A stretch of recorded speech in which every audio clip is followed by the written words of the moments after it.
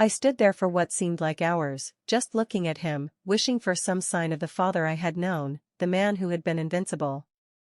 But all I could see was a man caught in a battle with his own body, with no guarantee that he would win. The silence in the room was suffocating. Time seemed to stop.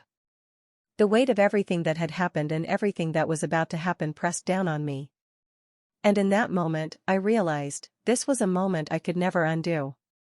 No matter what happened, I would never be the same after this. The shift from child to caregiver, from daughter to decision-maker, had begun. But none of that mattered as I stood there watching the fragile person who had been my father, who had once been the strongest force in my life, lying helpless before me. The sterile smell of antiseptic filled the air as I entered the hospital. The sound of my footsteps echoed unnervingly against the tile floors. The waiting room stretched before me, an endless sea of soft, muted colors and uncomfortable plastic chairs.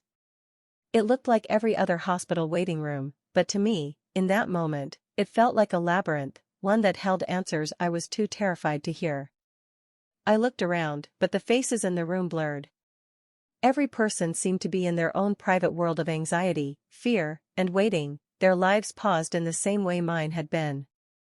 The fluorescent lights overhead hummed softly, their artificial brightness casting an eerie glow over everything. There was no warmth in the room, just coldness that seeped into my skin, making the whole space feel more alien with each passing second.